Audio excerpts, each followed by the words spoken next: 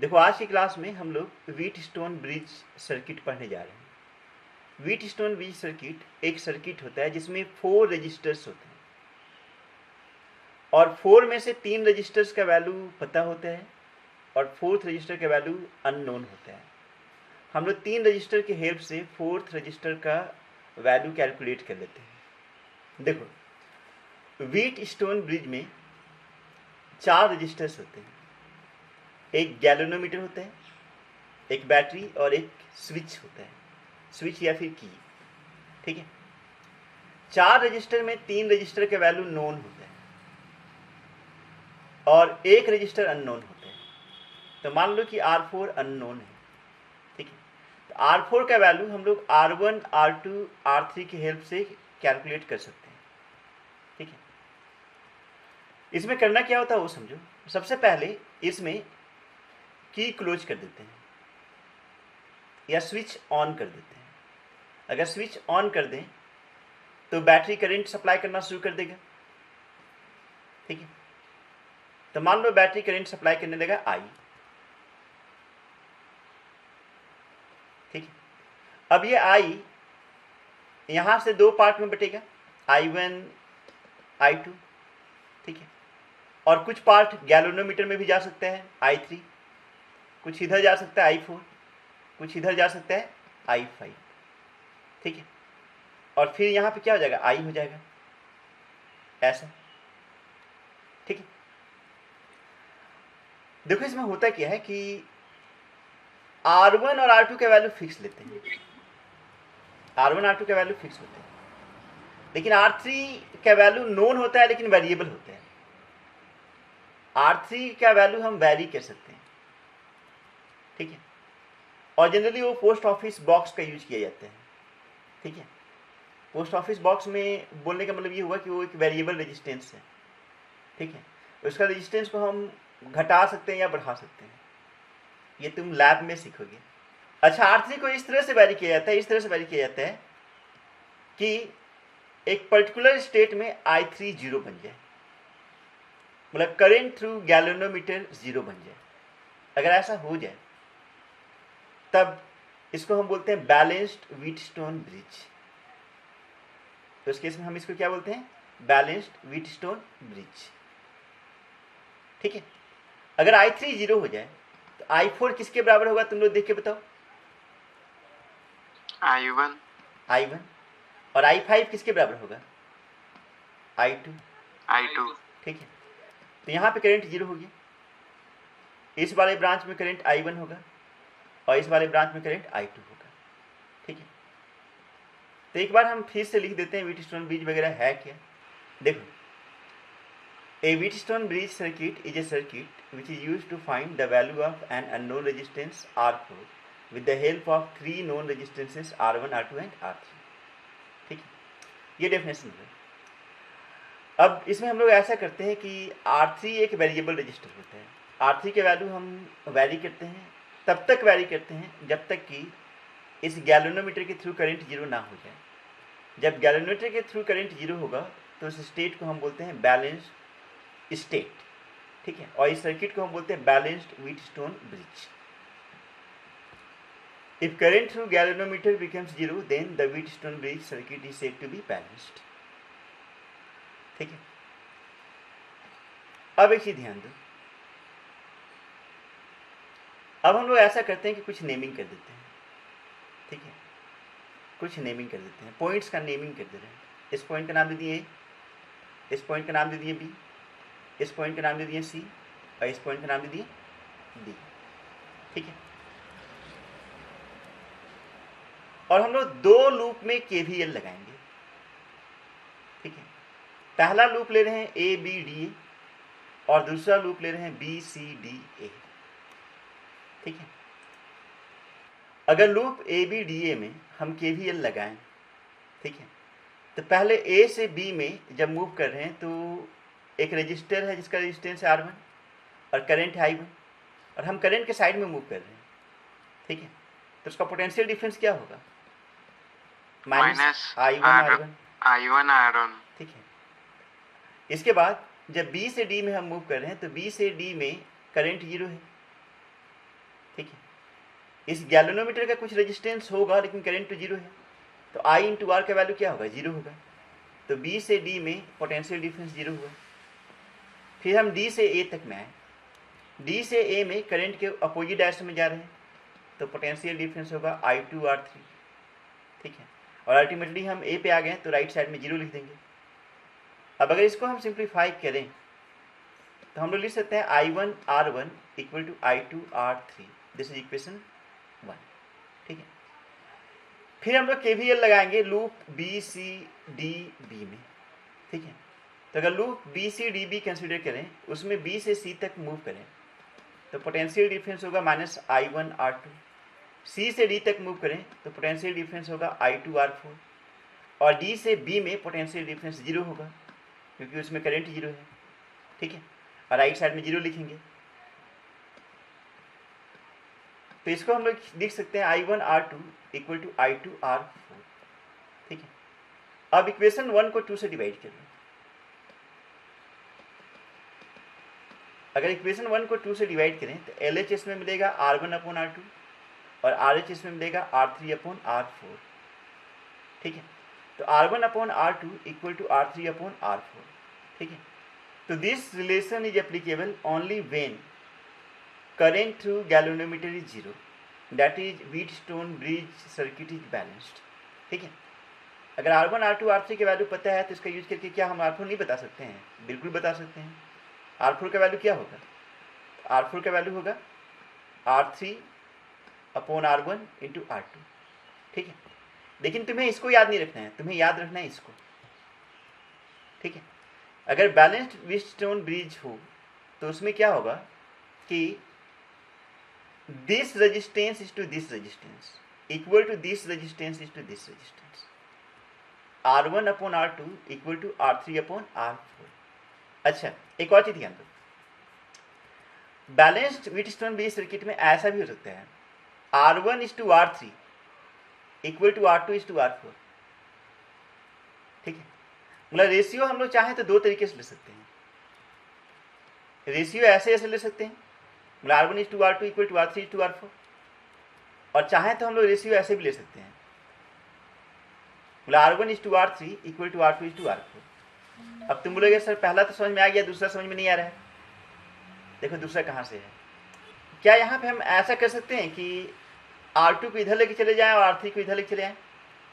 बिल्कुल कर सकते हैं, यस सर। ठीक है। अगर ऐसा कर दें तो क्या मिलेगा, R1/R3 इक्वल टू R2/R4, ठीक है।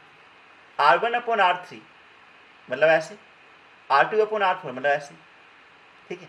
तो रेशियो हम लोग हॉरिजॉन्टल भी ले सकते हैं और रेशियो हम लोग वर्टिकल भी ले सकते हैं, ठीक है। अब आगे बढ़ते हैं। नेक्स्ट टॉपिक है different type of Wheatstone bridge circuits. सबसे पहला सर्किट जो अभी पढ़ें, ठीक है।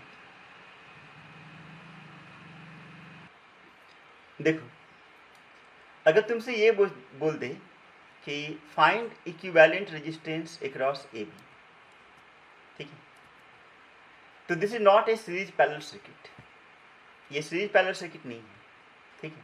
क्या किन्हीं को लग रहा है कि ये सीरीज पैरेलल सर्किट है? पहले ये चीज ऑब्जर्व करो। नहीं सर। AB के क्रॉस अगर इक्विवेलेंट रेजिस्टेंस निकालने बोल दे तो this is not a series parallel circuit, ठीक है। This is a Wheatstone bridge circuit, Wheatstone bridge circuit है, ठीक है।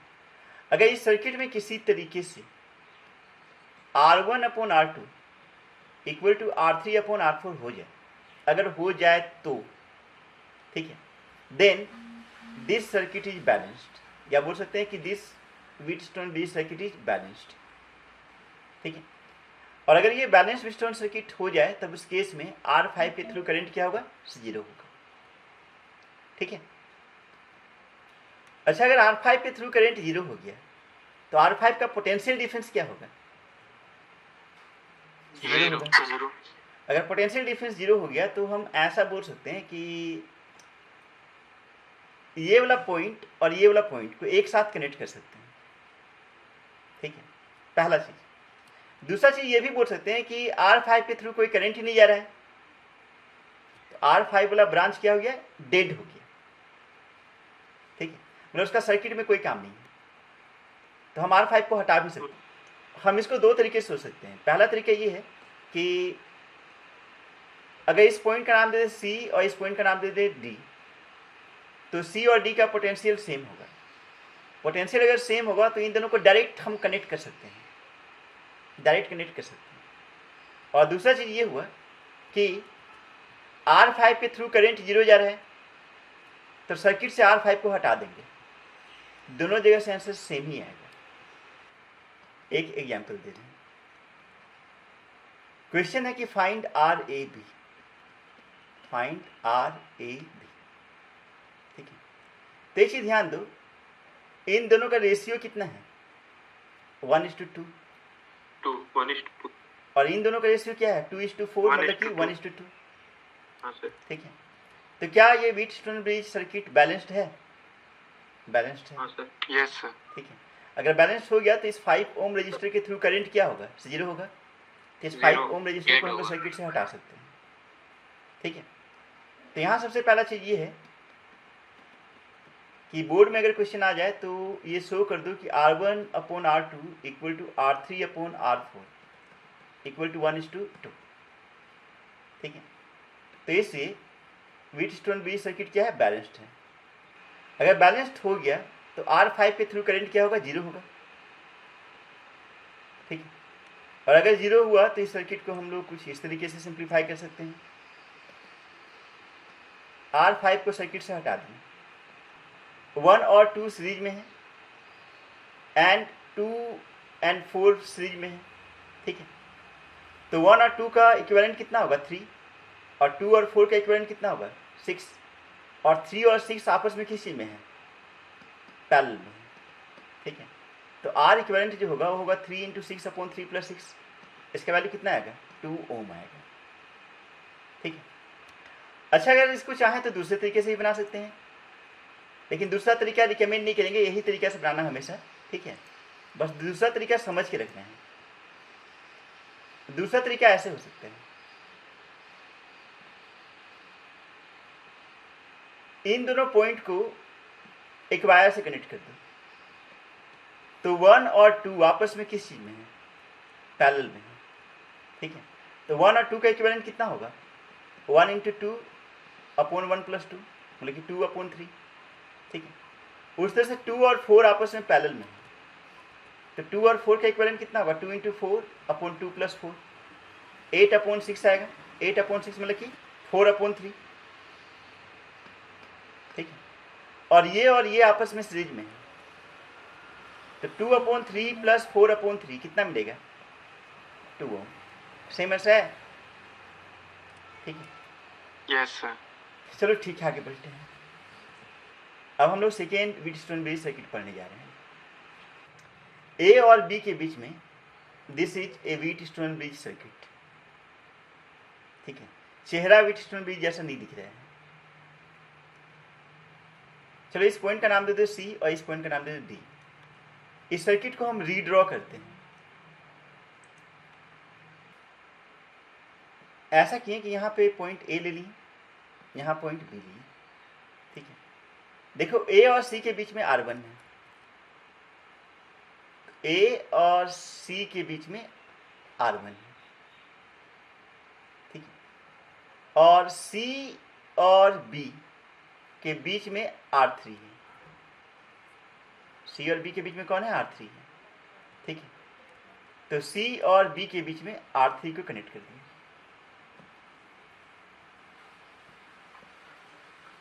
ठीक है। फिर ए और डी के बीच में R2 है, ठीक है। तो ए और डी के बीच में R2 है, और बी और डी के बीच में R4 है। तो बी और डी के बीच में R4, और सी और डी के बीच में क्या है, R5,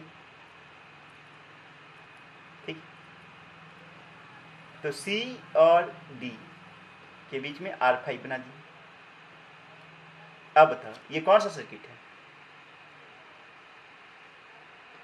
विद स्टोन ब्रिज। ठीक है, हाँ लेकिन बैलेंस्ड है या नहीं है वो तो नहीं बता सकते हैं भाई। अच्छा ये बैलेंस्ड विद स्टोन ब्रिज कब होगा? तो जो R1/R2 इक्वल्स टू R3/R4 हो जाए और R5 का करंट 0 हो जाए।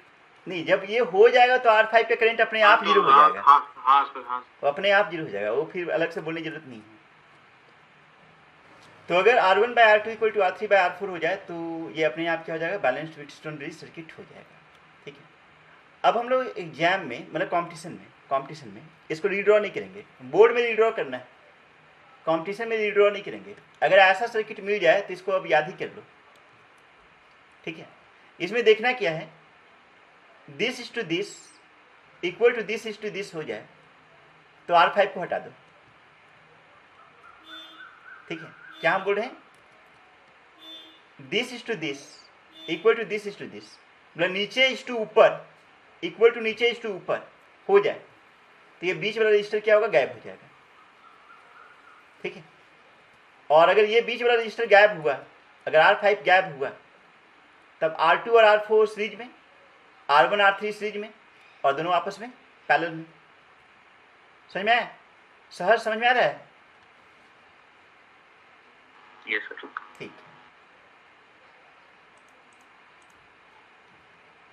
चलो एक छोटा सा क्वेश्चन कर लेते हैं। क्वेश्चन है फाइंड RAB, मतलब AB के क्रॉस इक्विवेलेंट रेजिस्टेंस बताया जाए। ठीक है, तो क्या ये व्हीटस्टोन ब्रिज सर्किट है? बोलो। और क्या ये बैलेंस्ड है? क्या ये बैलेंस्ड है? बैलेंस्ड है। अगर बैलेंस है तो हम लोग क्या करेंगे? 5 ओम को हटा देंगे। ठीक है, अच्छा बैलेंस ऐसे है कि 2:4 और यहाँ 3:6 दोनों इक्वल होगा, 1:2 के बराबर, तो बैलेंस व्हीटस्टोन ब्रिज हो गया। तो ये 5 ओम रजिस्टर को क्या करेंगे? आउट कर देंगे। ठीक है, तो हम नया डायग्राम नहीं बना रहे हैं, यहीं पे मिटा दे रहे हैं। अब 4 और 6 आपस में सीरीज में है।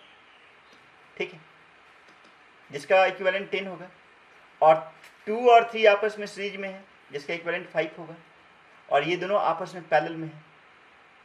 ठीक है, तो RAB का वैल्यू क्या होगा? 10 × 5 upon 10 + 5, R1R2 upon R1 + R2, ऊपर 50 नीचे 15। ठीक है, तो 10/3 ओम, दिस द आंसर। ठीक है, क्वेश्चन में ऐसा दिया हुआ है कि जितना भी रेजिस्टेंस है ओम में है, और तुम्हें AB के क्रॉस इक्विवेलेंट रेजिस्टेंस बताना है। AB के क्रॉस इक्विवेलेंट रेजिस्टेंस बताना है। ये दिख क्या रहा है? एक इन्फानाइट सर्किट दिख रहा है। ठीक है, और इसमें इस वाले को अगर हम फोकस करें तो ये व्हीटस्टोन ब्रिज है। ठीक है, सिमिलरली ये भी व्हीटस्टोन ब्रिज है, ये भी व्हीटस्टोन ब्रिज है। ठीक है, चलो पहला वाला पे फोकस करो। यहाँ पे ये वाला रेशियो और ये वाला रेशियो कितना आएगा? 1 दोनों इक्वल है, तो अगर दोनों इक्वल है तो बैलेंस्ड व्हीटस्टोन ब्रिज हुआ, तो ये 1 ओम क्या हाँ, होगा? गैप हो जाएगा। ठीक है, हाँ सर। ये 1 ओम गैप हो जाएगा, तो ये दोनों 1 किस चीज में है? सीरीज में, हाँ सर, और ये दोनों 1 सीरीज में। सीरीज में, अब अपने से पैरेलल में सर। ठीक है, फिर आपस में पैरेलल में, तो पूरा इक्विवेलेंट कितना आएगा इसका? 1/2। नहीं नहीं नहीं नहीं नहीं, 2/2 2/2 1 आएगा। अरे ये दोनों का इक्विवेलेंट 2 है, ये दोनों का इक्विवेलेंट 2 है, और दो 2 आपस में पैरेलल में है, तो इसका इक्विवेलेंट कितना होगा? 2/2 मतलब कि 1 ओम। ठीक है, तो अगर सब रजिस्टर 1 ओम का है तो इक्विवेलेंट भी 1 ओम का है। यहाँ पे इक्विवेलेंट कितना होगा बताओ? सर 2 आएगा। ठीक है, यहाँ पे इक्विवेलेंट कितना आएगा? 4 आएगा। ठीक है, तो इसको हम सिंप्लीफाई कर सकते हैं। तो पहले 1 ओम, फिर 2 ओम, फिर 4 ओम, इस तरह से कहाँ तक जा रहा है? इन्फिनिटी तक जा रहा है। और सब ए और बी के बीच में किस कॉम्बिनेशन में है, सीरीज में या पैरेलल में? पैरेलल में। तो पैरेलल वाला फॉर्मूला लगा देंगे, ठीक है। तो 1/r equivalent equal to 1/r1 plus 1/r2 plus 1/r3 plus dot dot dot. तो r1 है 1, r2 है 2, r3 है 4 plus dot dot dot up to infinity, ठीक है। ये क्या है, एक इन्फाइनाइट जीपी है, ठीक है। तो इन्फाइनाइट जीपी के लिए फॉर्मूला होता है a/1 minus r। a/1 minus r, a क्या होता है फर्स्ट टर्म और r होता है कॉमन रेशियो। कॉमन रेशियो कितना है यहाँ पे बताओ तो? 1/2। 1/2, ठीक है। तो डिनोमिनेटर में 1 माइनस 1/2 होगा, 1/2, 2 ऊपर चला जाएगा तो 2 आ जाएगा। तो 1/RAB 2 है, तो RAB कितना होगा? RAB कितना होगा? 1/2 होगा। तो आंसर इज 1/2 ओम, ठीक है। हाँ, इसमें दिक्कत बस यही हो सकता है कि ये वाला फॉर्मूला किसी को नहीं पता होगा। नहीं पता होगा तो ये बोर्ड वाला क्वेश्चन भी नहीं है, बोर्ड में नहीं आएगा, ठीक है, बोर्ड में नहीं आएगा।